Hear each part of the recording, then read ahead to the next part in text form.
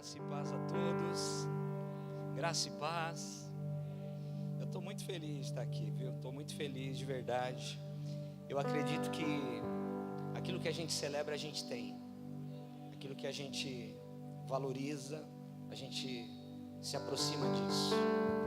E eu sei que os pastores dessa casa, os amigos, né? O Tiago, a Rebeca, o pastor Bruno, a pastora Mônica, os líderes dessa igreja.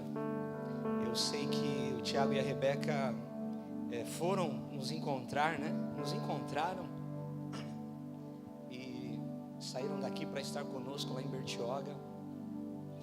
E eu louvo a Deus por isso, porque eu sei que aquilo que a gente celebra, a gente tem. E eu creio em transferência de unção e impartição também, porque o que é impartir? Eu tenho um bolo, eu te dou o bolo todo, e eu fico com o bolo inteiro e você fica com o bolo inteiro também. Isso é impartir no Espírito. Então que vocês recebam da parte de Deus.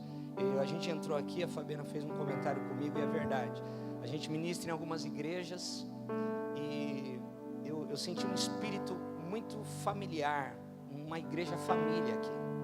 E tem bastante crianças. Então essa igreja é uma igreja geracional. Isso não vai parar em vocês, isso vai fluir. Tem a ver já com os nossos filhos, já não tem mais a ver conosco. Eu tenho 44 anos, eu e a minha esposa. Ela vai brigar comigo, ela vai fazer 44 agora em abril. Eu já tenho 44. Mas nós casamos o nosso filho mais velho há 2 meses e meio atrás. Felipe tem 27 anos. Eu tenho o Isaac de 11 e a Rafaela de 16. Então nós temos uma família que pega 3 gerações, um de 11, uma de 16 e um de 27. Então a gente viveu isso, essa igreja família, desde dentro da nossa casa até na igreja local onde nós congregamos. E eu vi esse espírito aqui. Eu quero liberar essa palavra sobre vocês. Tudo que vocês estão fazendo aqui tem a ver com os filhos de vocês, em nome de Jesus, amém? Esses dias eu estava ministrando e o Espírito Santo colocou algo muito forte no meu coração. Êxodo capítulo 3, no versículo 5, é aquela passagem onde Moisés ele encontra a sarça queimando. Existe um fogo na sarça, ela está queimando e ela não se consome. E aquilo chama a atenção de Moisés. E Moisés vai e se aproxima para ver aquela maravilha, diz a Bíblia. Só que é interessante que até aquele momento Deus não tinha falado com Moisés. Em nenhum momento, Deus não tinha se revelado a Moisés ainda. Com 40 anos Moisés descobre que é hebreu. Tem uma situação, ele mata um egípcio, ele tem que fugir. Depois ele fica mais 40 anos vivendo no deserto. Ele constitui família no deserto. E agora ele está cuidando das ovelhas do seu sogro, no alto da montanha. E ele tem essa visão, ele vê essa sarça que queima e não se consome.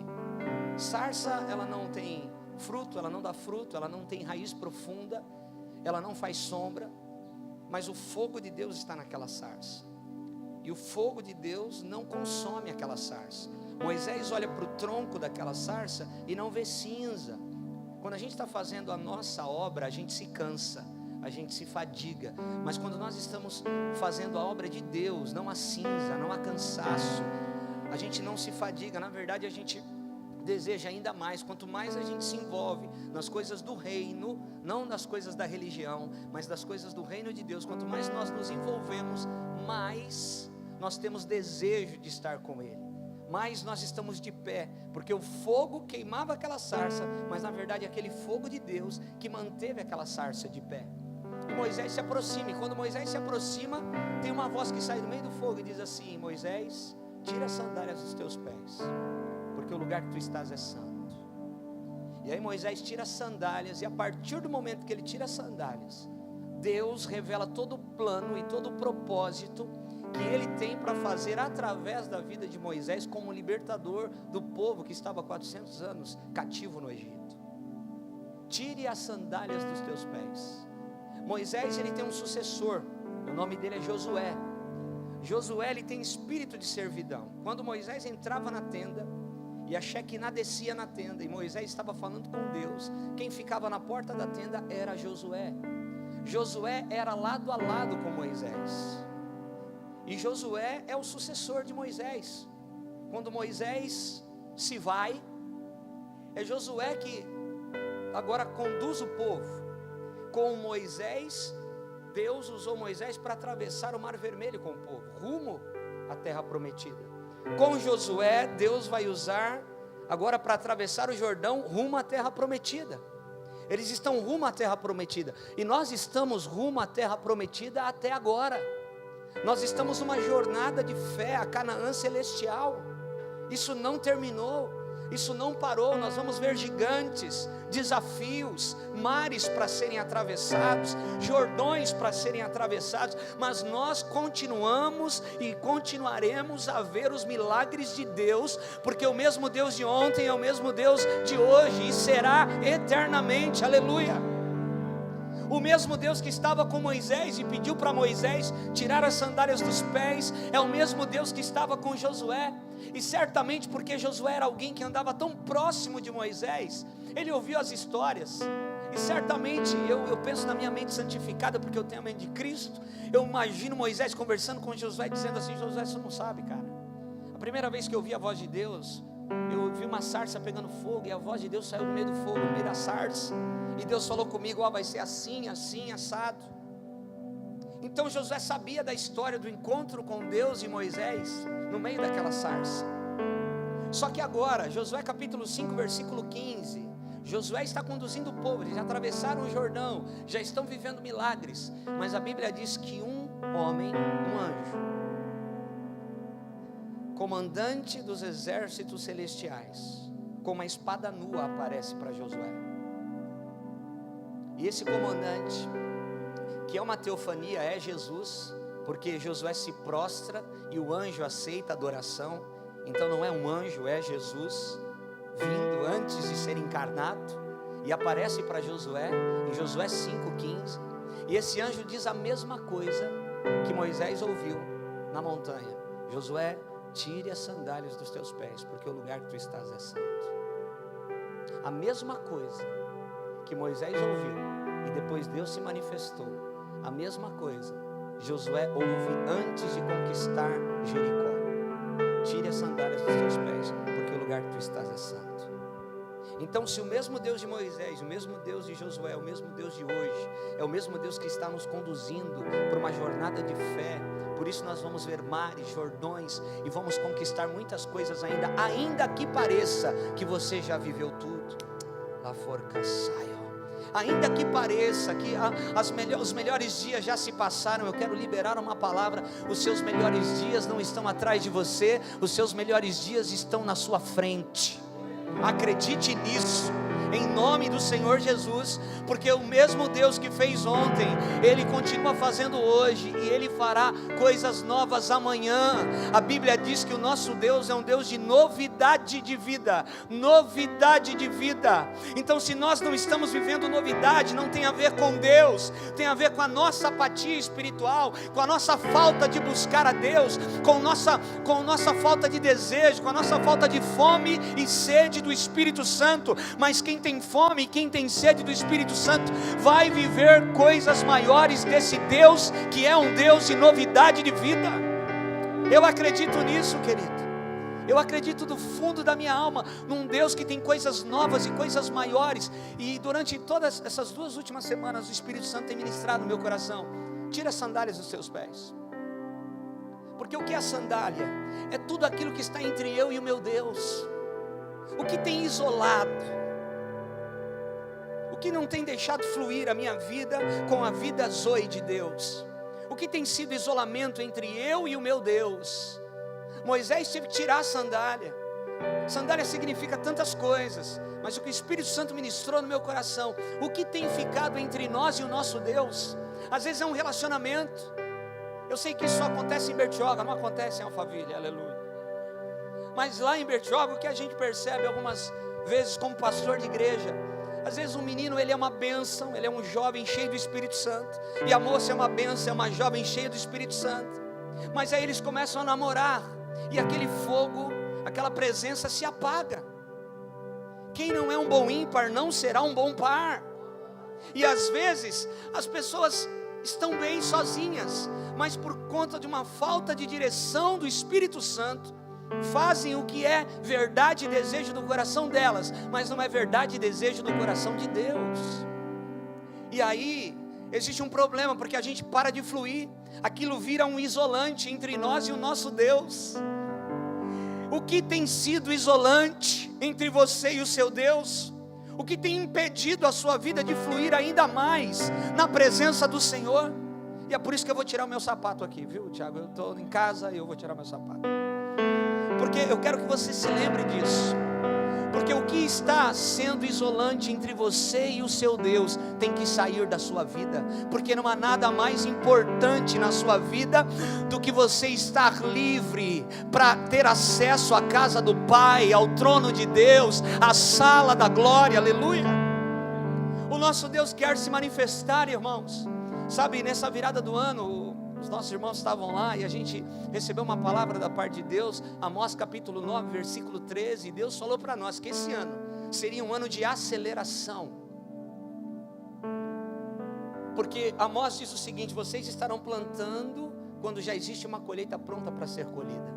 Vocês vão colher tanta uva, que essas uvas vão correr como um rio de vinho, aleluia. E eu acredito nisso, porque o ano passado eu participei de uma reunião aqui em São Paulo, de uma igreja muito relevante, uma das igrejas mais relevantes do Brasil, e nós estávamos em 100 pastores para discutir a respeito de um assunto global, de missões e evangelismo, que tem a ver com a sua vida, que tem a ver com a nossa família, que tem a ver com você sentado no banco aí agora. E o que estava sendo dito? Nós estávamos nessa igreja e nós estávamos pelo Skype com pastores relevantes hoje no mundo, como Todd White, como Andy Bird, Daniel Colenda, Mike Culianos, que é uma geração nova de evangelistas, de ministros, homens que têm se movido em cura de uma forma violenta na presença de Deus, uma nova geração. E essa nova geração recebeu um encargo de generais da fé da nossa época, como Lou Engle, que é o fundador do The Call, que agora virou Descend, como Loren Cunningham, fundador da Jocum, a maior obra missionária da história, como Reinhard Bonk, um dos maiores avivalistas do mundo. Esse homem impactou a África com cruzadas de milagres e de evangelismo. Benny Hinn e tantos outros generais da fé da nossa época, que já estão senhores, já estão velhos, e esses homens entenderam que precisavam passar o bastão para essa nova geração, porque existia uma profecia. E quem acredita em profecia aqui, deixa eu ver, oh aleluia, eu estou em casa, graças a Deus. Existia uma profecia para esses generais da fé, que foram impactados, a maioria deles por um movimento que aconteceu em 1960, na Califórnia, nos Estados Unidos, que se chamava Jesus Movement, que eles batizaram nas praias da Califórnia, quase mais de 100 mil jovens, que eram um contraponto a toda a cultura hippie daquela época, porque tinham jovens que queriam Jesus, não queriam sexo, drogas e rock and roll, eles queriam Jesus. Então mais de 100 mil jovens foram batizados nas águas ali do mar da Califórnia, e a maioria desses generais da fé que hoje são senhores e que nós conhecemos porque impactaram as nossas vidas, eles foram influenciados por esse movimento. E havia uma profecia que quando Billy Graham, o maior evangelista de todos os tempos, morresse, a capa evangelística de Billy Graham não ia cair sobre um outro homem, ia cair sobre toda uma geração.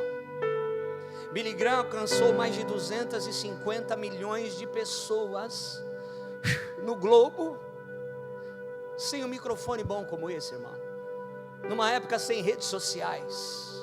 Esse homem parou em plena Guerra Fria entre Estados Unidos e União Soviética. Ele parou a guerra e lotou um estádio na União Soviética. As pessoas queriam ouvi-lo. Ele carregava algo realmente pontual e diferente da parte de Deus. Tanto um assembleano quanto um presbiteriano, todos reconheciam o manto de evangelismo que Billy Graham carregava. E qual era a profecia? Quando esse homem morrer, a capa do Jesus evangelista que ele carrega não vai cair sobre um outro homem, vai cair sobre toda uma geração. Então vai conectando as situações, porque eu fiquei impactado com o que eu ouvi, irmãos, o ano passado. essa nova geração que recebeu esse encargo desses generais que tinham essa profecia, se reuniram em fevereiro do ano passado, num hotel nos Estados Unidos, para orar. Esses jovens pastores, porque eles estavam entendendo o que Deus estava fazendo e querendo fazer através da vida deles no mundo, em relação ao evangelismo, numa nova era de evangelismo e missões. E eles estavam orando. De repente o telefone de um deles toca e eles recebem a notícia: Billy Graham morreu. Billy Graham morreu ano passado, dia 21 de fevereiro. Ele ia fazer 100 anos em maio. Estavam preparando uma grande festa para ele. Não deu tempo dessa festa ser realizada. Ele morreu com 99 anos, dia 21 de fevereiro. Houve uma emoção ali entre eles, mas eles lembraram da profecia. Qual era a profecia? Quando esse homem morresse, Billy Graham, a capa evangelística que esse homem carregava não ia cair sobre um outro homem, ia cair sobre toda uma geração. Então isso tem a ver com a sua vida, isso tem a ver com a sua família, isso não tem a ver com o momento que você está vivendo, isso tem a ver com o mapa profético do que Deus vai fazer nesse tempo. Você está envolvido no maior avivamento da história da igreja no mundo. A maior onda de todas, ela se formou, irmãos. A maior onda de todas, ela jamais vista, ela se formou. Essa onda você não pega sozinho. E o que eles fizeram? Quando eles souberam, Billy Graham morreu, a capa caiu. Todos eles, preste atenção, todos eles disseram exatamente e fizeram a mesma leitura: Brasil, nada vai acontecer nesse tempo, porque quando Billy Graham morresse, a capa ia cair, e eles acreditavam que mais de 1 bilhão e 100 milhões, 1 bilhão e 100 milhões de pessoas vão vir para Jesus agora nos próximos anos. E o que eles acreditam? Todos eles têm a reforma, mas o Brasil tem a tocha do avivamento nas mãos. O fogo está no Brasil.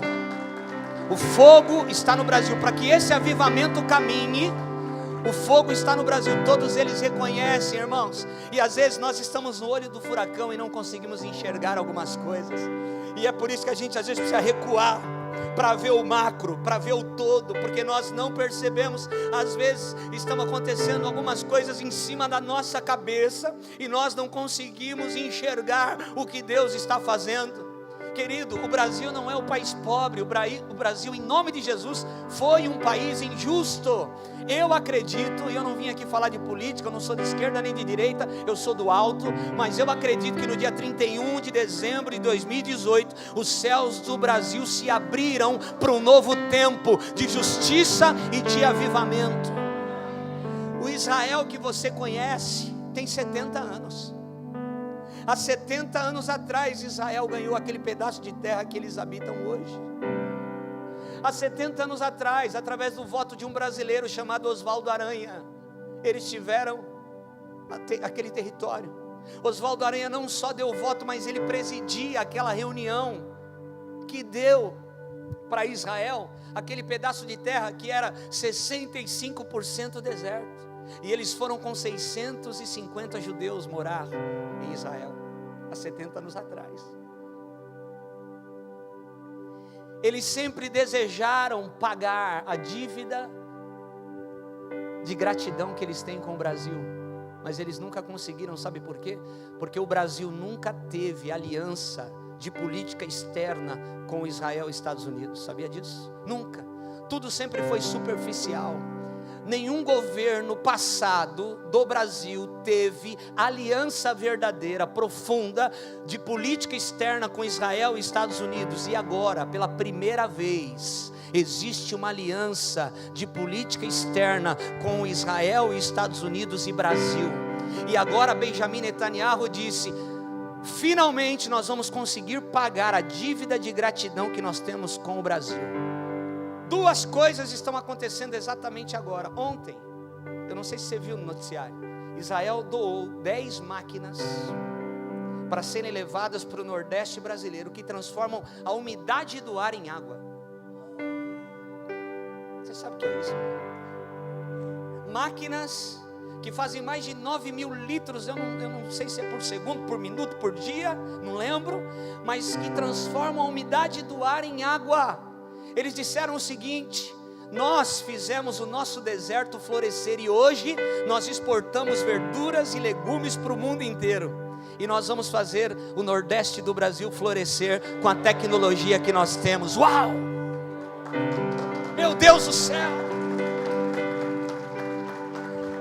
Escute, irmãos, o Nordeste, escute o que eu estou falando.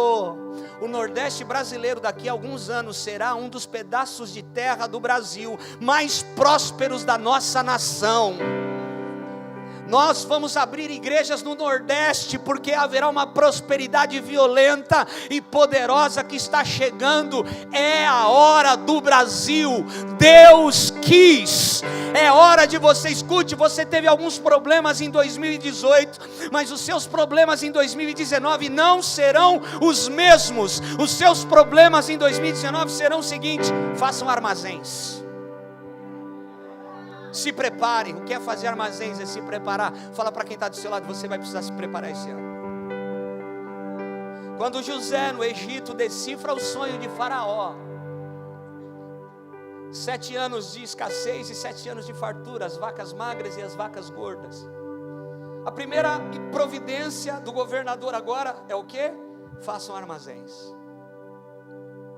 Eu ouvi isso e eu tomei posse do que eu ouvi, porque eu acreditei. E se você crê também, toma posse. Eu ouvi que daqui 5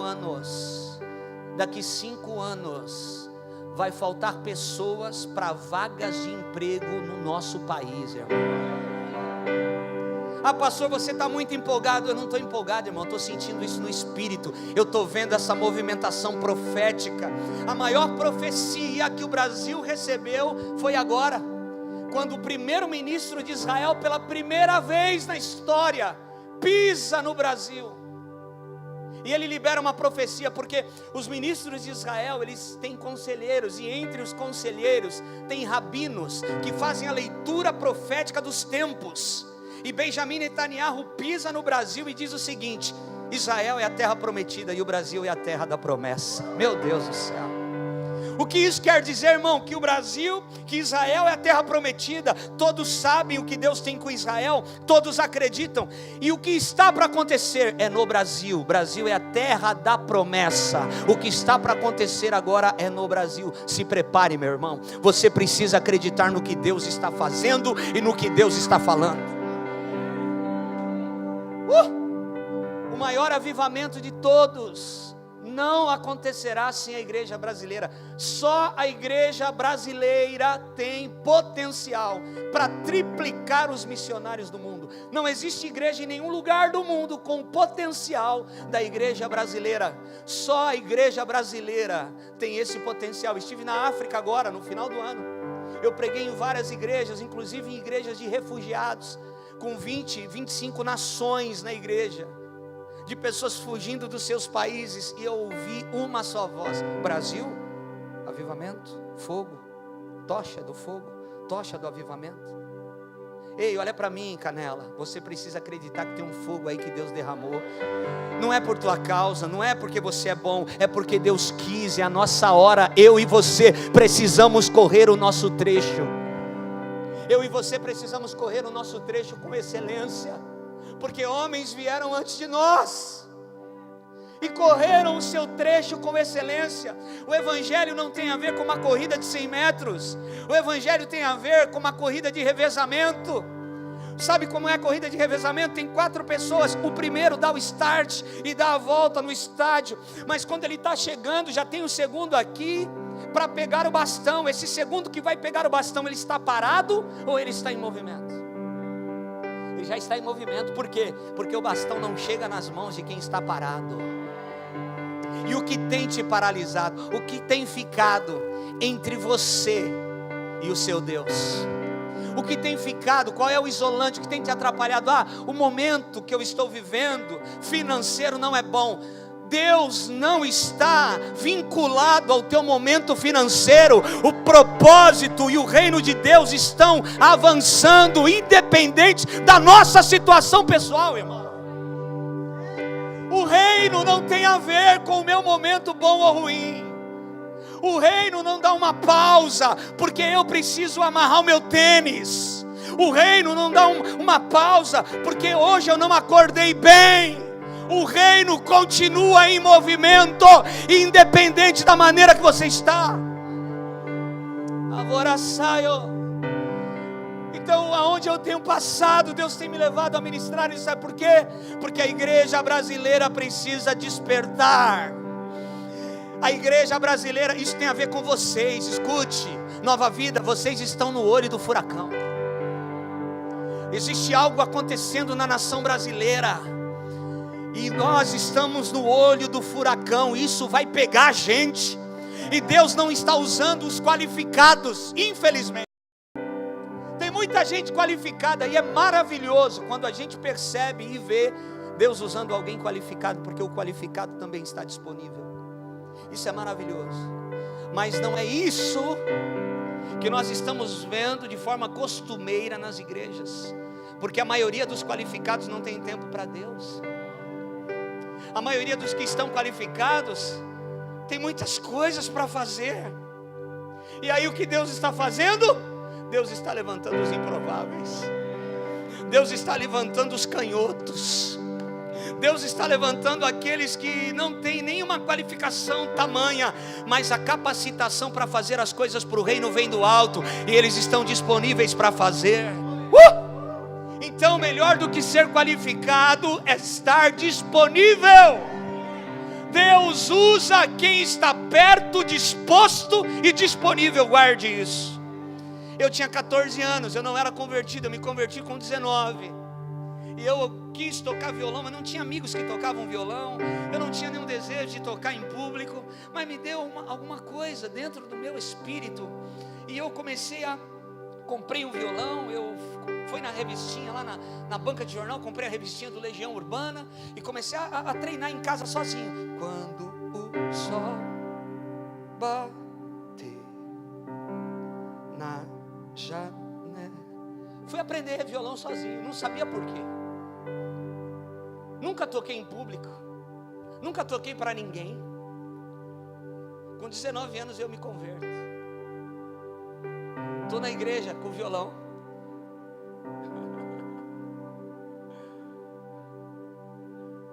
O rapaz que ia ministrar, era um culto de terça, tinha poucas pessoas. Isso há 23 anos atrás, 24 anos atrás. Tinha poucas pessoas. Ele faltou, ele não conseguiu chegar. O meu pastor ligou para a secretária da igreja e disse assim: quem está aí? Ela falou: está fulano, está o Fred. Ele disse: fala para o Fred ministrar louvor. A primeira vez que eu ministrei adoração na igreja foi com uma pergunta: quem está aí? Porque Deus levanta quem está perto. Quem está aí? Tem tanta gente que quer ser usada, mas cadê eles? Onde eles estão? Eles nunca participam, eles nunca estão envolvidos, mas tem muito palpite para dar. Eles querem participar das decisões, mas do mover eles não querem. Quando eu preguei, irmãos, a mesma coisa. Deu uma enchente. Eu morava aqui perto da Aricanduva, aqui Zona Leste de São Paulo, Vila Matilde, Vila Carrão, Tatuapé. Eu morava aqui e deu uma enchente ali na Aricanduva. Até hoje enche tudo ali. E o rapaz que ia pregar não veio. E de novo a pergunta: quem está aí? Ah, está fulano, está o Fred, está fulano. Fala para o Fred pregar. Porque Deus usa quem está aí. Quem está aí? Quem está aí? Quem está disposto, disponível, está perto. Escute, irmãos, eu não sei o que vocês estão passando, eu não sei o que vocês estão vivendo, mas Deus está querendo levantar improváveis nessa igreja. Deus está levantando os disponíveis, e é isso que vai acontecer aqui. Deus vai levantar os disponíveis. Abre comigo a sua Bíblia em 1 Crônicas 17. Você pensou que eu não ia abrir a Bíblia, né? 1 Crônicas capítulo 17. Eu estou sentindo a presença de Deus aqui. Oh Espírito Santo, nós te adoramos. 1 Crônicas, capítulo 17, verso 16.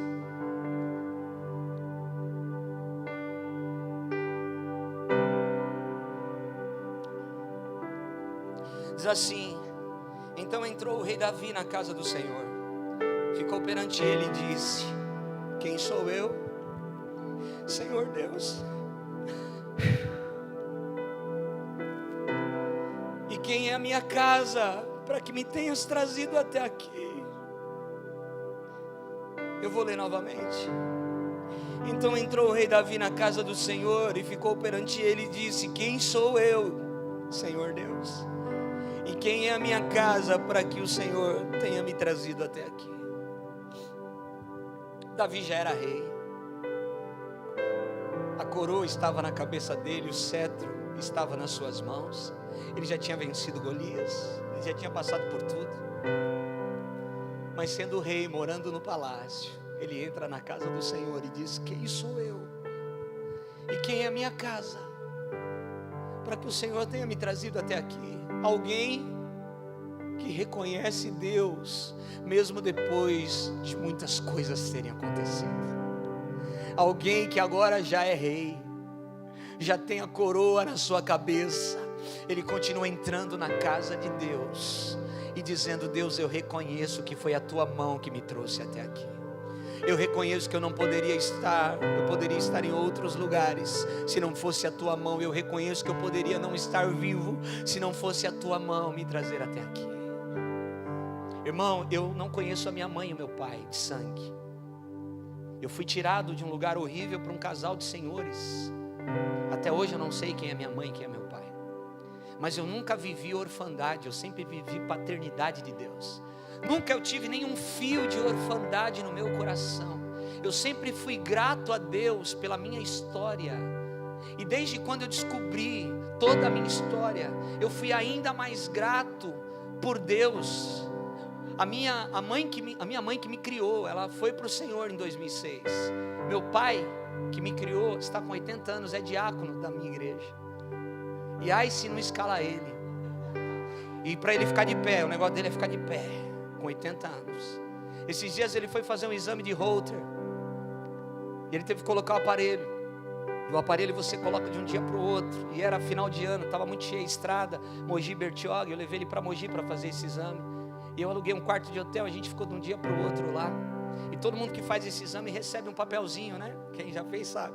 Para você colocar os medicamentos, os remédios que você usa de forma contínua. E a gente foi no outro dia para ele devolver o aparelho. E tinha várias pessoas para devolver aparelhos ali. E tinha uma mulher que não passava de 40 anos sentada do lado do meu pai. E ela estava com um papel cheio de remédio escrito. Aí ela olhou para o meu pai e ela ficou inconformada. Meu pai estava com um papel na mão. Ela falou: moço, o senhor precisa escrever os remédios que o senhor usa de forma contínua, porque a mulher lá dentro vai pedir.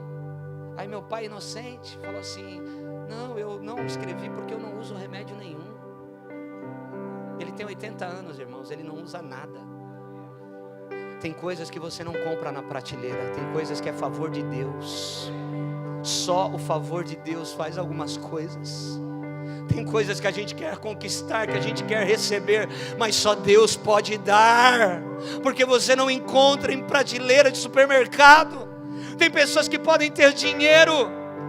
Aquela passagem do menino que chegou com 5 pães e 2 peixes e entregou nas mãos do Senhor. Escute, tem algumas peculiaridades naquela passagem, porque primeira coisa, Jesus chega para Filipe, ele não grita para todo mundo ouvir, ele chega para Filipe e diz assim: aonde compraremos pão para toda essa gente? Jesus falou sabendo já aonde queria chegar. Ou seja, o problema não era dinheiro. O problema era onde comprar. Às vezes você tem dinheiro, mas não tem aonde comprar. Tem coisas que é só Deus. Aonde compraremos? Não tem onde comprar. Tem dinheiro, mas não tem onde comprar. E aí o menino estava perto, pronto e disponível, porque ele ouve. Jesus não falou para todo mundo ouvir. Aquele menino estava perto e ouviu aquela conversa entre Jesus e Filipe e se aproximou. Jesus está mudando toda a palavra, irmão, mas eu vou nesse rio aqui, tá bom? E aí aquele menino chega e dá os 5 pães e 2 peixes nas mãos do Senhor. E a gente conhece a história. 5.000 homens, fora mulheres e crianças, foram alimentados, porque alguém deu o pouco que tinha nas mãos do Senhor. Irmãos, escute o que eu vou falar, não é heresia. Jesus não multiplica nada. O que nós colocamos na mão de Jesus é multiplicado. Todas as passagens de multiplicação não tem a ver com Deus dando uma ordem para multiplicar, tem a ver com uma ação de fé nossa, para que aquilo seja multiplicado.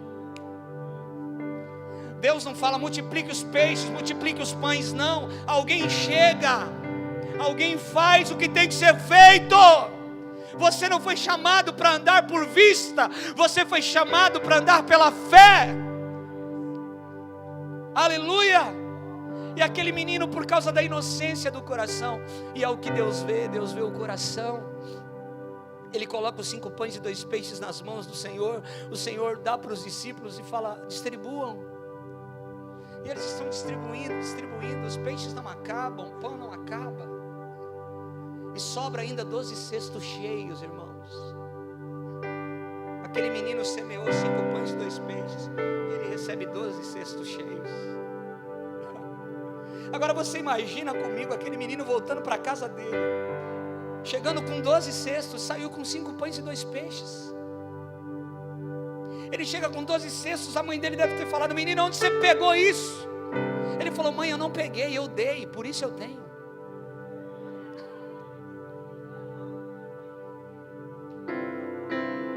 Mãe, eu não peguei nada, eu dei, por isso eu tenho. O que eu tinha eu dei, e eu recebi isso. Evangelho tem a ver com se doar, dar. Melhor dar do que receber, irmão. Tem pessoas, graças a Deus, a igreja está transicionando, e quem não transiciona morre. Há uma igreja recente, no passado recente, nós vivíamos uma religião, nós passamos por isso. Então tinham pessoas, até por conta de alguns programas de televisão, que sentavam num banco da igreja, e ai se Deus não fizer, e ai se Deus não falar, e ai se Deus não mudar a minha vida. Quem é o barro para falar o oleiro que deve fazer com barro, irmão? O barro dando ordem para o oleiro. Assim eu não quero, tá? Se hoje o Senhor não falar comigo, eu não volto mais a esse lugar. Quem é o barro para falar com o oleiro o que ele deve fazer? O barro tem que ser quebrado. O barro só serve para uma coisa, para ser amassado, irmão, para ser quebrado. E Deus, porque ama, Ele amassa, Ele faz de novo.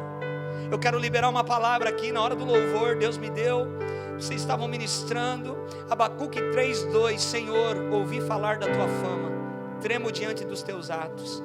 Senhor, realiza de novo, em nossa época, as mesmas obras que foram conhecidas a nosso respeito, que o Senhor fez no passado. E na tua ira, lembre-te da tua misericórdia. Eu quero liberar, levanta a tua mão direita para receber o que eu vou falar. Jesus vai fazer de novo. Não, você não entendeu o que eu falei. Jesus vai fazer de novo. Jesus vai fazer de novo. Jesus vai fazer de novo. A maior onda se levantou, irmão. Paulo pegou uma grande onda, apóstolo Pedro pegou uma grande onda, José pegou uma grande onda, Davi pegou uma grande onda, mas a maior onda de todas está se formando. É a maior de todas, e essa você não pega sozinho. Por isso que o manto não caiu sobre um outro homem, como caiu o manto de Elias para Eliseu, como caiu de Moisés para Josué. Esse manto caiu sobre toda uma geração, porque essa onda não se pega, a maior de todas não se pega sozinha, se pega em equipe. Fala para quem está do seu lado, eu vou precisar de você para pegar essa maior onda de todas. Pastor, você está falando de onda, o que é onda? Irmão, é a onda que vai varrer a terra com salvação antes da volta do Cordeiro. Existe um avivamento grandioso, o maior de todos, é a maior onda profetizada que vai alcançar milhares e milhares de pessoas antes da volta de Jesus. Isso tem a ver comigo e com você. E esses dias eu fiz um link, porque a gente que é crente, irmão, é assim, né? O ônibus atrasa. Obrigado, Jesus, pelo livramento. Caiu alguma coisa no chão, Ô Senhor, obrigado. O que o Senhor está querendo falar comigo, hein? Com esse negócio. Crente é assim, irmão. Nós somos proféticos. Fique atento, porque Deus fala com você nos mínimos detalhes. Deus usou formiga já para falar comigo. Deus já usou passarinho. Deus já usou barata. Esses dias lá em Bertioga, um casal estava bicudo um com o outro. Isso só acontece em Bertioga também, não? Em Alphaville não acontece. O casal estava meio bicudo. 2 presbíteros nossos, queridos, estavam bicudo um com o outro. Ela tem pavor de sapo, de rã. E apareceu uma rã na casa dela. Eles estavam bicudos. Mas quando apareceu a rã, ela gritou o nome do marido e pulou no colo dele. A rã foi a causa da reconciliação. Fala para o teu irmão, Deus usa até a rã, irmão, para fazer a obra dele. Se você não ouve a tua esposa, se você não ouve o Espírito Santo, ouça a tua esposa, irmão. Se você não ouve o Espírito Santo, ouça a tua esposa. As mulheres podiam dar um glória a Deus agora, né, irmão? É hora de vocês agora. Irmãos, uma vez eu comprei um Mondeo. Vou falar tudo, estou em casa.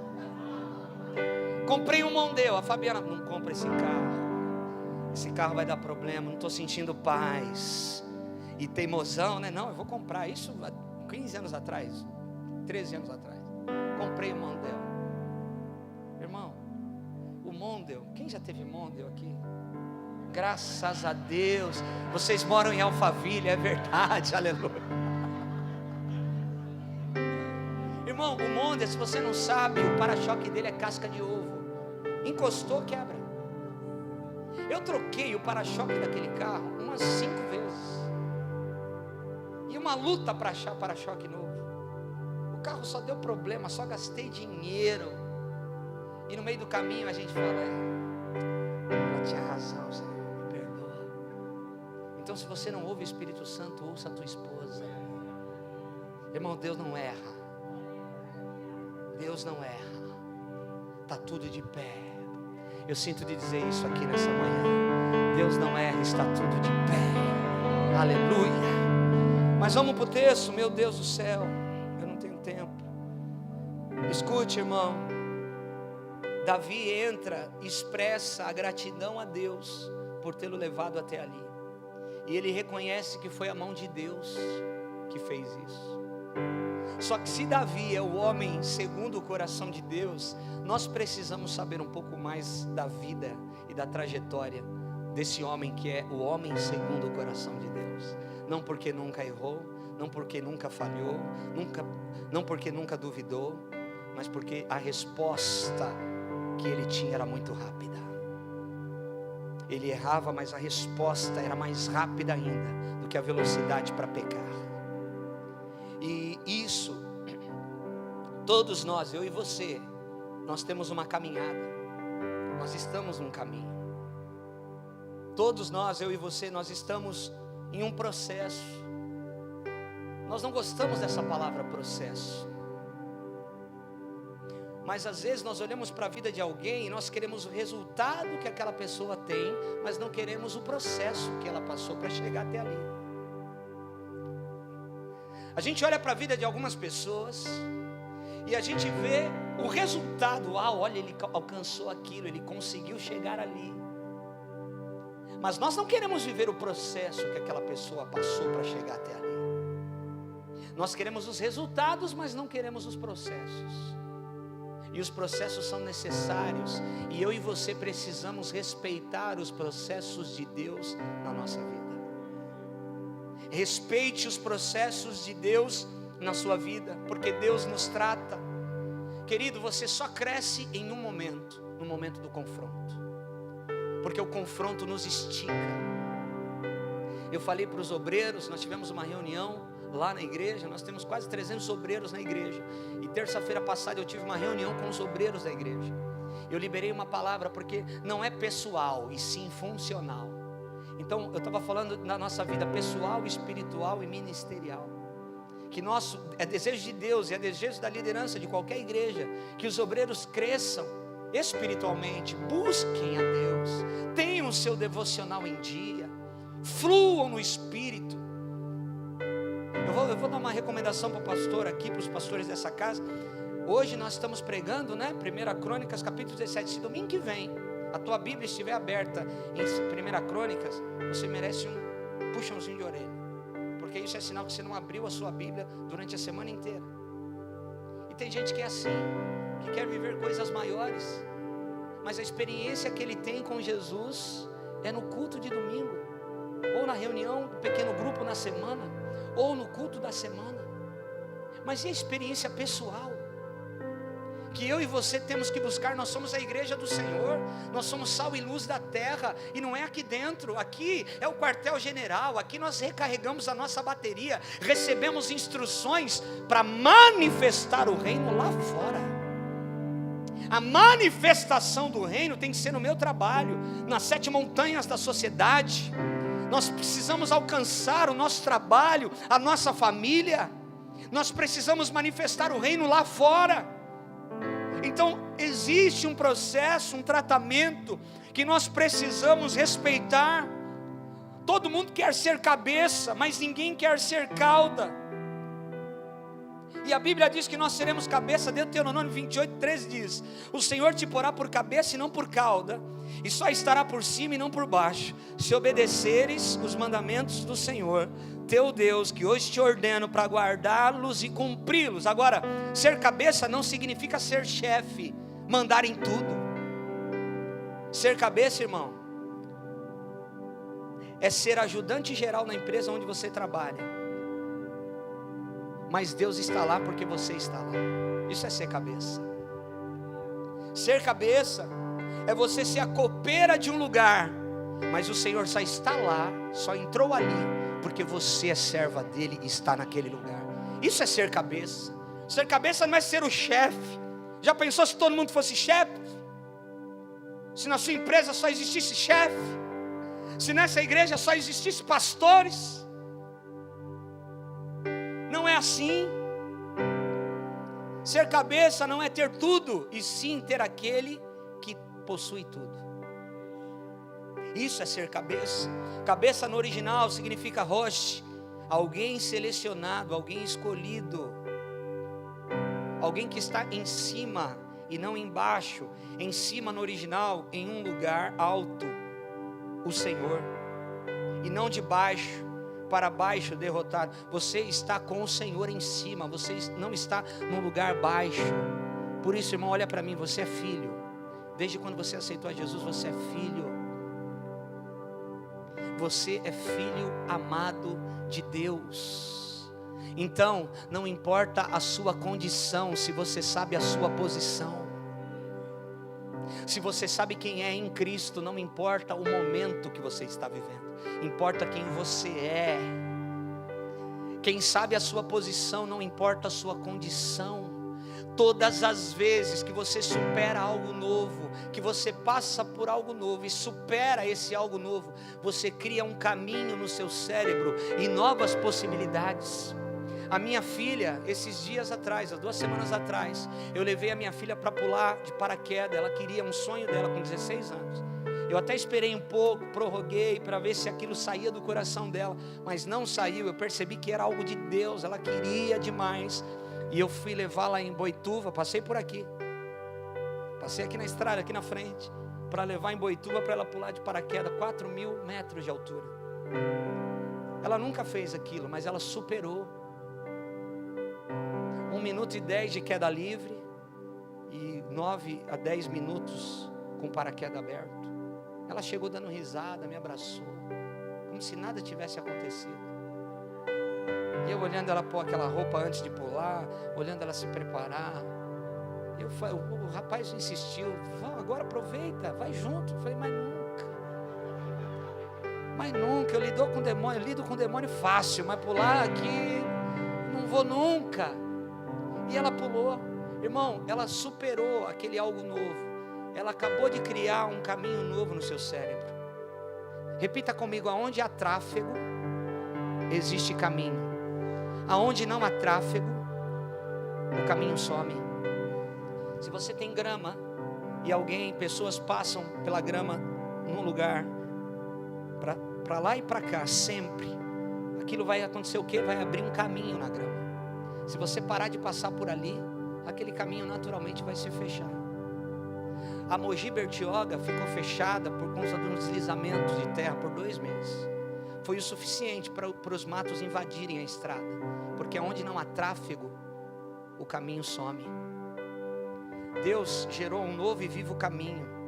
Nós temos a mente de Cristo, e por isso você precisa passar por esse caminho todo dia. O caminho de fé, o caminho de oração, o caminho de jejum, o caminho do devocional, da oração pela família, do culto na igreja, do envolvimento no ministério. Esse caminho tem que estar aberto, porque se você parar de passar por ele, ele vai se fechar naturalmente. E é por isso que tem pessoas que não conseguem romper, não conseguem vencer algumas coisas, porque parou de passar pelo caminho que Deus abriu para você fluir por ele. Quem está me entendendo, diga aleluia. Quando você supera algumas coisas novas, você cria novas possibilidades. Aquilo não te para. Eu sei, eu não preciso ter revelação para saber que nessa igreja tem pessoas que por conta de traumas do passado ainda são paralisadas. Quando você pensa naquilo, quando você passa por uma situação parecida com aquilo que você viveu, aquilo te paralisa. Eu quero liberar uma palavra sobre a sua vida nessa manhã. Os traumas do seu passado não vão mais te paralisar. Que você receba uma unção para superar esses traumas. Você vai lembrar, Deus não te dá amnésia, mas você vai falar: eu passei por aquilo, mas olha o que Deus fez aqui, ó. Olha o que Deus fez depois, olha onde eu cheguei. Obrigado, Jesus, até aqui o Senhor tem me ajudado. Aleluia. Você vai investir tempo em agradecer e não em murmurar ou paralisar por aquilo que você viveu. Nós temos traumas que querem nos paralisar. Não deixa isso te paralisar. Que Deus transicione a tua mente nessa manhã, para que você se lembre sim, mas saiba que o teu Deus é maior, que o teu Deus é grande, que o teu Deus esteve com você em todo o tempo, e foi Ele quem te trouxe até aqui. E é por isso que nós estamos nessa manhã tão gloriosa, ouvindo a voz e a palavra do Senhor. Aleluia. 1 Samuel capítulo 16. Abre comigo lá. Oh Jesus, eu preciso falar isso. 1 Samuel capítulo 16. Se Davi é um homem segundo o coração de Deus, nós precisamos saber um pouquinho do que aconteceu com ele. Eu quero ter aqui uma graça de Deus para falar rapidamente. Querido, Davi era o 8º filho. Preste atenção. 8 na Bíblia fala de recomeço. Fala de um novo começo. Quando Deus foi recriar o mundo, Ele acabou com o mundo e colocou 8 pessoas na arca de Noé. Noé e toda a sua família, 8 pessoas. Ele recomeçou. Uma criança, quando nascia, para começar a vida em Deus, ele era circuncidado no 8º dia. Então 8 na Bíblia fala de recomeço, de transição, de novas possibilidades. Davi é o 8º filho. Jessé é o filho, 7 mais Davi o 8º. Alguns dizem, a gente não pode afirmar isso, que Davi era como se fosse o filho só do pai. Ele não era filho da mãe dos outros 7. E por isso ele era tão rejeitado e tão desprezado, mesmo no meio da família. Jessé, 1 Samuel capítulo 16, versículo 1. A Bíblia diz que Samuel, o profeta da nação, recebe uma ordem da parte de Deus. E Deus fala assim para ele: Samuel, eu já rejeitei Saul. Saul era o rei. Mas Deus está dizendo: eu rejeitei esse rei. Eu não tenho mais parte com ele. E eu quero, Samuel, que você encha o chifre de azeite e vá para Belém, porque você vai ir na casa de um homem chamado Jessé, e entre os seus filhos existe um rei, e você vai ungir o rei. A Bíblia diz que Samuel fica temeroso e diz para Deus: Deus, mas se Saul, porque Samuel era amigo de Saul, que era rei, E o profeta Samuel disse: se Saul souber que eu vou ungir um rei com ele no trono, eu corro risco de vida. É como se Deus estivesse falando assim: faz o que eu estou mandando, enche o cifre de azeite e vai viajar. E ele viaja, irmão. A vinda do profeta Samuel é tão importante que os anciãos, quando ficam sabendo, os anciãos da cidade, que o profeta Samuel está chegando, eles correm para a porta da cidade e dizem assim para Samuel: Samuel, a sua vinda é de paz ou não? Porque se Samuel dissesse que a vinda dele não é de paz, irmão, o chicote ia estralar, a coisa ia ficar feia. Mas ele diz: sim, a minha vinda é de paz, vamos sacrificar. E ele tem um momento de comunhão ali com os anciãos da cidade. Ele deve ter perguntado, eu fico pensando na minha mente santificada, porque eu tenho a mente de Cristo. Eu fico entrando nessas histórias e tentando enxergar o que está atrás das linhas. Então eu fico pensando, o profeta Samuel dizendo assim: ó, tá bom aqui a nossa comunhão, mas aonde mora um tal de Jessé? Eu preciso ir na casa dele. Alguém deve ter falado: eu te levo lá. Jessé fica sabendo, o pai de Davi, que tem 8 filhos, fica sabendo que o profeta está indo na casa dele. Então ele chega e diz assim: meninos, vão tomar banho, coloquem as melhores roupas, vamos arrumar a casa, vamos colocar os melhores talheres, vamos arrumar a mesa daquele jeito, vamos fazer a melhor comida, porque o maior profeta da nação está vindo na nossa casa. Eu não sei do que se trata, mas é uma honra para nós receber. Meninos, vão todos tomar banho e colocar a melhor roupa. Davi, você não, Davi, você põe a roupa de trabalho e vai cuidar das ovelhas do pai. Foi isso que aconteceu, porque Davi não participa. Davi vai cuidar das ovelhas. Você acha que Davi não queria estar na casa do pai dele, quando o maior profeta da nação estava indo na casa do pai? Claro que sim. Mas ele, em obediência, vai fazer o que deve ser feito. Às vezes eu e você, porque somos cristãos, não estamos nos lugares que desejávamos, mas por causa da sua obediência, Deus vai honrar você. Quem está me entendendo, diga aleluia. Às vezes nós não estamos no lugar que os amigos estão, nós não podemos estar em alguns lugares por conta talvez de um compromisso com Cristo, por conta de algo que pode atingir a nossa fé. Nós até queríamos, o nosso coração até queria estar lá, mas por conta do nosso coração em Deus nós não estamos. Deus vai te honrar por causa disso. Muitas vezes nós não estamos nos lugares que desejávamos, mas por causa disso você será honrado por causa da obediência. E Davi agora está cuidando das ovelhas. O profeta Samuel chega. Quando o profeta Samuel chega, a Bíblia diz que Jessé já se apresenta a Eliabe, o filho mais bonitão, o maior, o que tinha mais pinta de rei.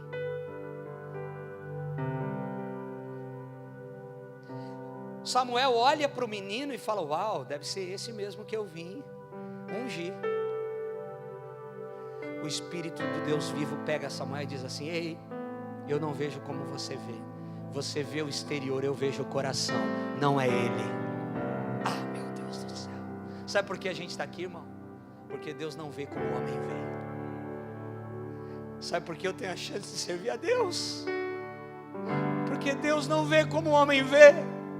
Sabe por que você vai ter chance de recomeçar? E eu quero declarar isso. Porque Deus não vê como o homem vê.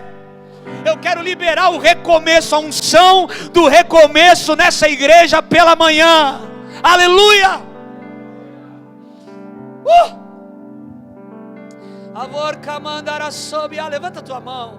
A unção de Deus aqui, irmão.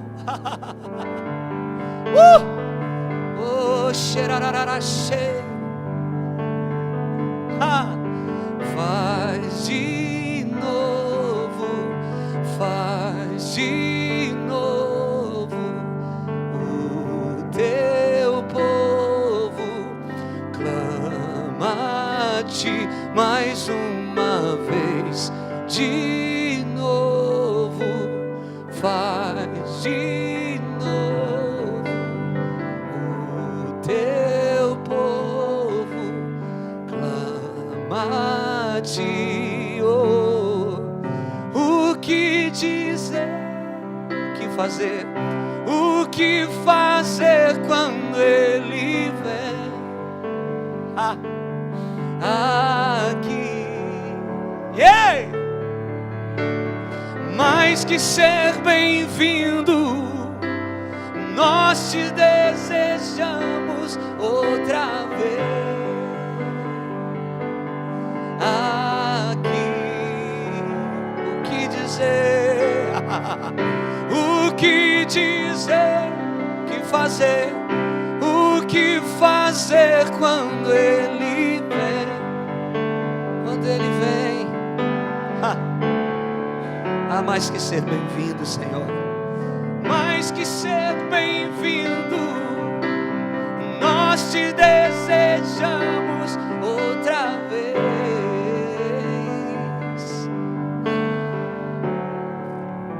Deus não vê como o homem vê. Deus não vê como o homem vê. Jeremias 17:10 diz: eu, o Senhor, esquadrinho o coração, eu, o Senhor, provo os pensamentos, e isto para dar a cada um segundo o seu proceder, segundo o fruto das suas ações.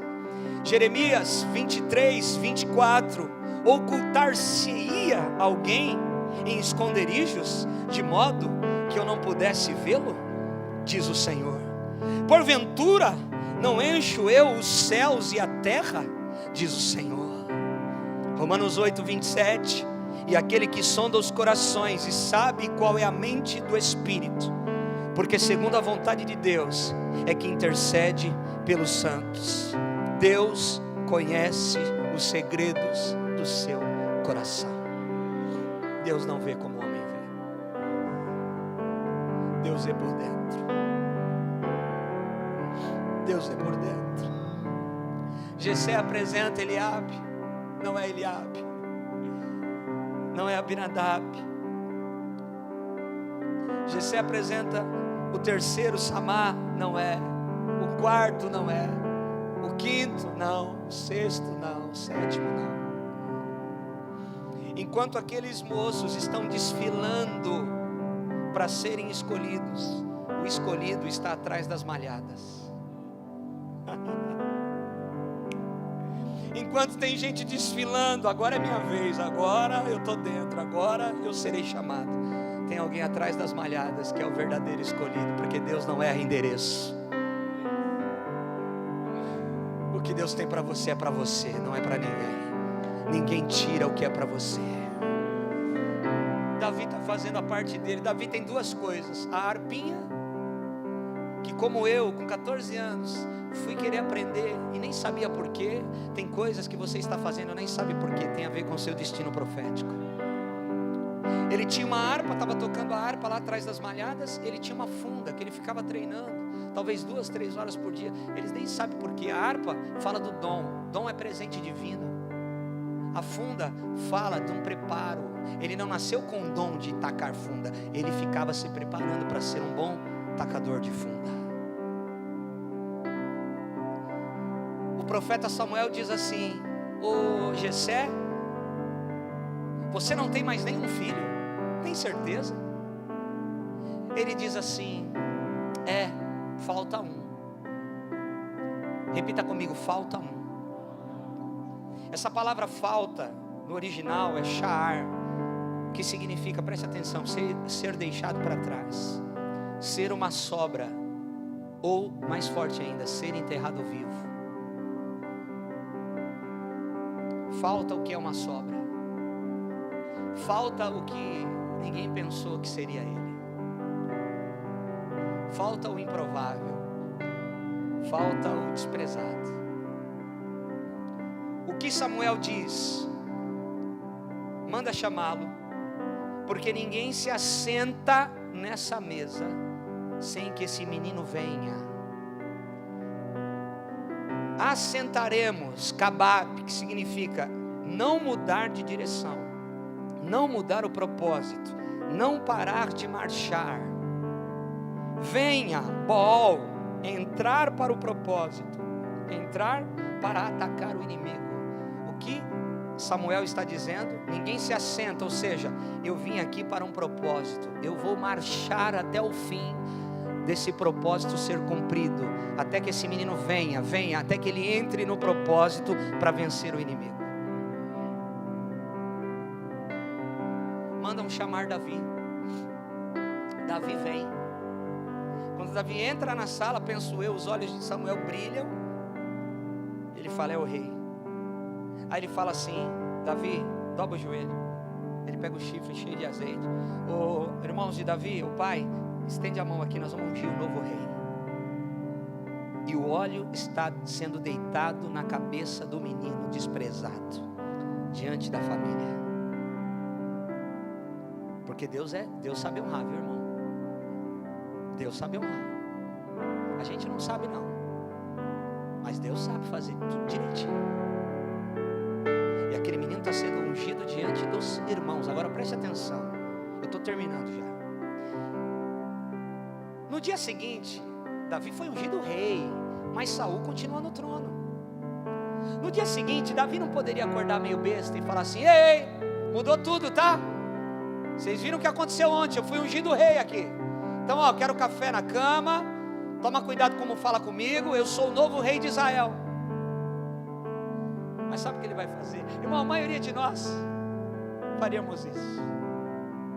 Porque a gente às vezes não sabe lidar com a bênção. Às vezes nós não sabemos lidar com a honra. A gente acha, alguém acha que é puxação de saco se alguém honra alguém. No reino de Deus não tem essas coisas, querido. No reino de Deus é honra. E a gente precisa aprender a lidar com honra. Honra atrai a bênção de Deus. Davi foi honrado, mas ele não fica bobo. Sabe o que ele faz? Ele vai cuidar das ovelhas no dia seguinte. Ele continua fazendo as pequenas coisas que o levaram até ali. Quando você for honrado por Deus, ou aquilo que você tem orado acontecer, não fique bobo, tá? Continue fazendo as pequenas coisas que agradam o coração de Deus e que te levaram até ali. Não mude aquilo que você sabe, que você sempre fez desde o início. É por isso que a Bíblia diz: preste atenção nos dias das pequenas coisas. Porque nos dias das pequenas coisas foi que a gente honrava a Deus com aquilo que a gente tinha na mão. Aquilo é precioso para Deus.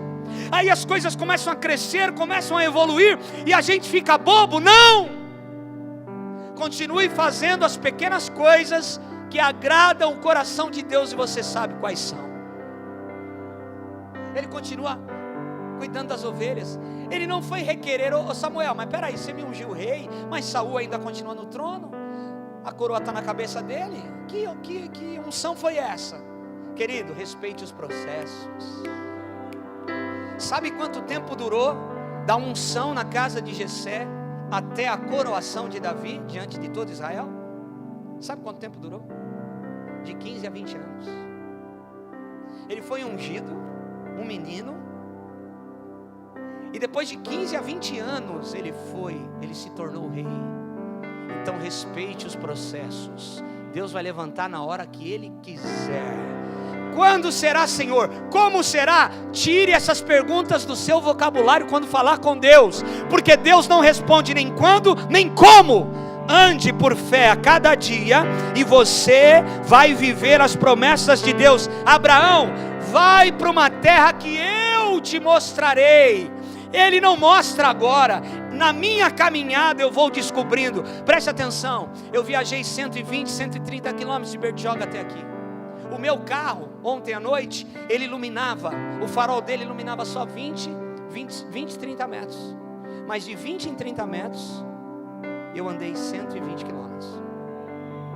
É assim que você vive. Pega essa, irmão. Você vai caminhando e você: lâmpada para os meus pés é a tua palavra, luz para o meu caminho. Você não está vendo lá na frente, mas pela fé você está caminhando, e Deus vai iluminando. Você tem atitudes reais de fé, e Deus vai abrindo o caminho. Você vai acreditando, você vai pegando a palavra profética, e você vai caminhar milhares e milhares de quilômetros na presença de Deus. É assim que Deus faz, irmão. A gente quer ver como será. Senhor, mas quando será isso? E como será? O Senhor falou que eu vou ser rei. Como e quando? Deus não responde esse tipo de pergunta. O como e quando é problema dele, não é problema nosso. O problema nosso é andar por fé hoje. viver as misericórdias hoje, fluir hoje, amar hoje, ter muita fome e sede dele agora. Não importa o que está acontecendo, não pare de acreditar no que Deus te falou. Escute, levanta a tua mão, você tem uma palavra de Deus. Algum dia, em algum momento da sua carreira cristã, você recebeu uma profecia, uma palavra de conhecimento, uma palavra de sabedoria. Você sabe que foi Deus que falou, que ia fazer, que ia acontecer, e até agora talvez você não viu, você não tem nada, você só tem essa palavra. Acredite nela e ande sobre ela. Não importa o que aconteça, se apegue na palavra. Não permita com que as lutas e os movimentos que você não está entendendo afetem a sua fé, para que você deixe de acreditar na palavra que foi liberada sobre a sua vida. Continue acreditando. Eu estou vendo isso, mas eu tenho uma palavra. Eu acredito na palavra que Deus me falou. Aleluia. Quem está entendendo, diga glória a Deus. Depois de 15, 20 anos, Davi se tornou rei. Só que tem uma coisa, e eu termino aqui. Depois que ele foi ungido, demorou para ele ter a coroa na cabeça. Mas depois que ele foi ungido, algumas coisas diferentes começaram a acontecer. Por exemplo, ele estava tocando harpa, tranquilo lá. Saul está sendo atormentado por um espírito que a Bíblia diz que foi enviado por Deus. Deus está no controle de tudo, fica tranquilo, tá? Ei, fala para o teu irmão, Deus está no controle de tudo, fica tranquilo. Você pode perder o controle, mas Deus não perde o controle. No céu não há pânico, irmão. Repita comigo, no céu não há pânico. Você entra no teu paniquito aí, mas no céu não há pânico. Ele está no controle de tudo, aleluia. E aí, Davi está sendo atormentado. Dentro do palácio ele chama alguém e fala: ó, vocês conhecem um bom tocador de harpa? Vocês conhecem um bom tocador de harpa? Não chamou homem de Deus, ungido nenhum. Ele chamou um bom tocador de harpa. Alguém dentro do palácio conhecia Davi. Escuta, alguém sempre conhece alguém que está preparado. Faça o seu melhor no seu trabalho. Você não está ganhando o que desejava, você está meio descontente com aquele cenário lá dentro do trabalho. Faça o seu melhor agora, porque alguém sempre conhece alguém que está preparado e faz as coisas com excelência. Davi é chamado, irmão. O dom leva ele para o palácio, e ele toca bem, e o espírito sai. Depois o que acontece? Ele foi ungido, mas continua levando comida para os seus irmãos nas fileiras do exército do rei Saul. E um dia desses ele está levando, já fazia 40 dias que tinha um grandão gritando lá: ei, não tem homem aí não, cambada de cachorro, não tem ninguém para me enfrentar. E no dia que Davi vai levar comida para os irmãos, ele ouve, ele fica indignado, porque homens de Deus, irmão, tem um espírito de indignação. E ele diz assim: quem é esse incircunciso filisteu que ousa desafiar? Ele nem fala do exército de Saul. Ele está ele pisou num outro lugar já. Quem é esse incircunciso filisteu que ousa desafiar o exército do Deus vivo? Escuta, ele sabe que não está sozinho. Ele sabe quem está com ele. Ele sabe quem guerreia por ele. Querem emprestar as armaduras, as armas, a espada de Saul para ele guerrear com o gigante. Menino, você tem coragem, mas não vai assim não. Tó armadura, tó isso, tó aquilo. Ele fala: não, escuta, para vencer os seus gigantes você não precisa de nada emprestado de ninguém, tá? Você não precisa de nada emprestado de ninguém. Davi não tinha nada, irmão. Davi tinha a harpa e a funda, e foi com a harpa e com a funda que tudo aconteceu. Você vai vencer com aquilo que você tem na mão. Ah, meu Deus do céu, recebe essa palavra. Você vai vencer com aquilo que você tem na mão. Ah, mas se eu tivesse isso. Ah, mas se eu ganhasse mais. Ah, se eu morasse ali. Não! Você vai vencer os gigantes da sua vida com aquilo que você tem nas mãos. Ele tinha a funda. Ele matou, ele derrubou aquele gigante com a funda, com a pedrinha. Imagina Davi pegando a pedrinha no ribeiro. 5 pedrinhas. Por que 5?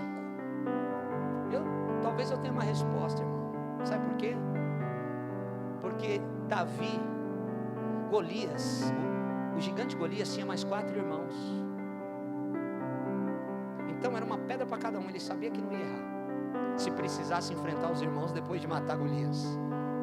Só que quem matou os 4 gigantes, existem mais 4 gigantes que são mortos na Bíblia,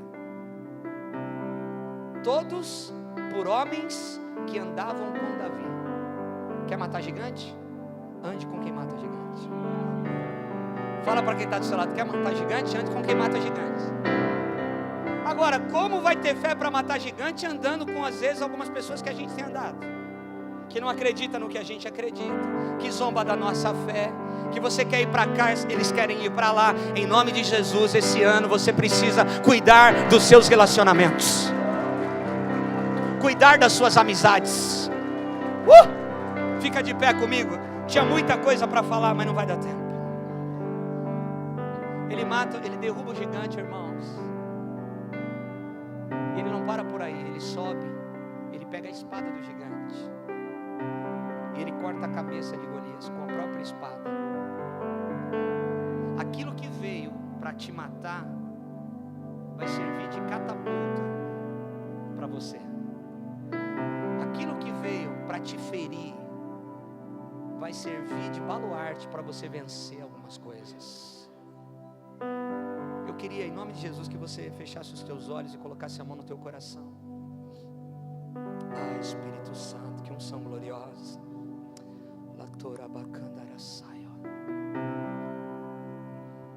Desde o início da ministração, eu venho falando algumas coisas sobre essa unção que está sobre o Brasil, sobre esse novo tempo, sobre um grande avivamento que vai varrer a terra, e você está envolvido, sobre a capa de Billy Graham.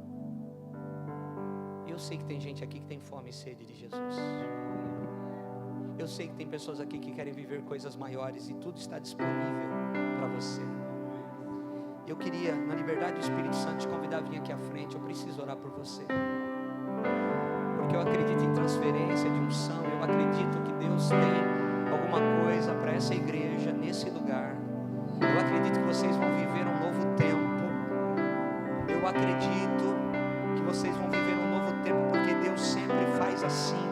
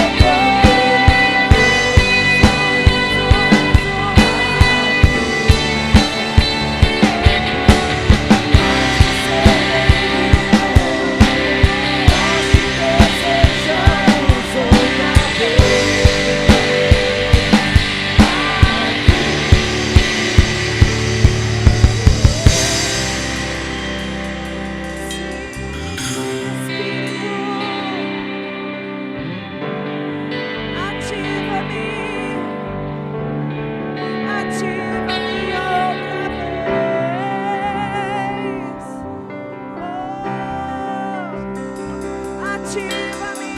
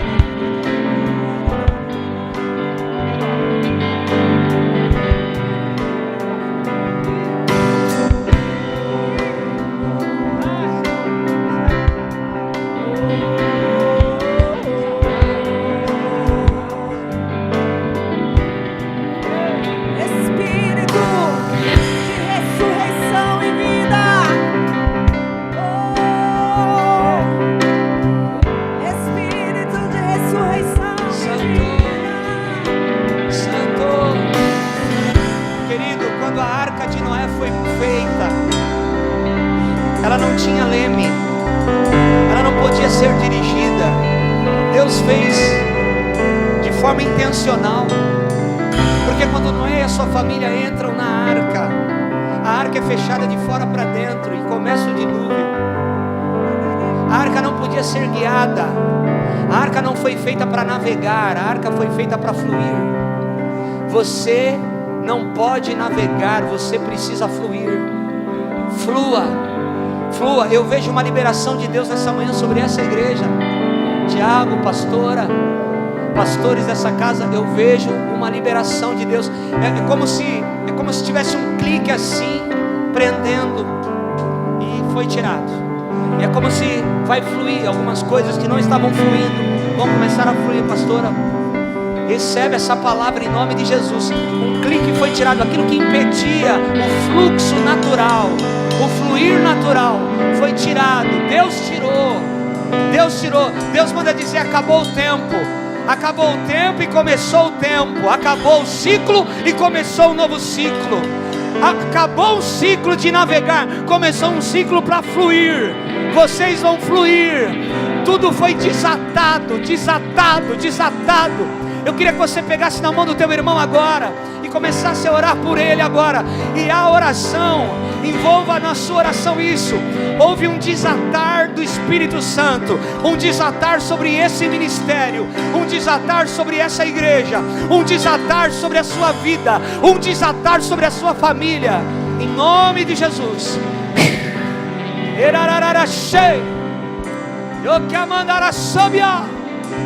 Flua, flua, flua, flua nova vida, flua, flua, flua, cheia, coralamandia cheia, flua, flua, flua,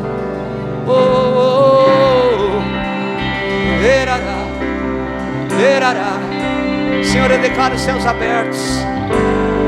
Eu declaro um tempo de muito favor de Deus. Você vai parar de administrar promessa e vai começar a administrar favor. Você vai parar de administrar promessa e vai começar a administrar favor. Em nome de Jesus. Ano de favor, ano de romper, ano de expansão, ano de sempre depois de algumas tempestades o céu se abre. Sempre depois de algumas tempestades os céus se abrem. Comecem a prestar atenção. Tem uma pequena nuvem no horizonte. A chuva serôdia, temporã. A chuva de Deus vai começar a regar a terra seca. E a terra seca que será molhada vai começar a produzir fruto. Vai começar a produzir fruto. Muitas coisas vão voltar. Muitas coisas novas vão acontecer. Eu libero essa palavra. Um ano de coisas novas. Um ano de vinho novo. Um ano de oil, fresh oil, azeite fresco sobre a vida de vocês. Em nome de Jesus, Senhor, sela essa palavra. Em nome de Jesus. Abraça aí umas 5, 10 pessoas e diz para ela: você vai viver vinho novo nesse ano. Um ano de novidade de vida.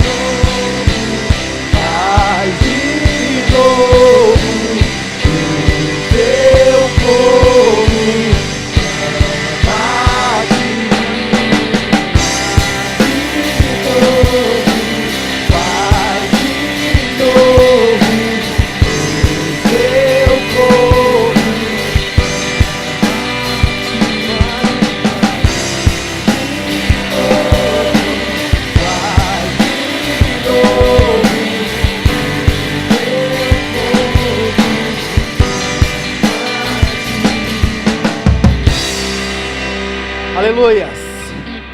Você foi abençoado, você foi ministrado, querido.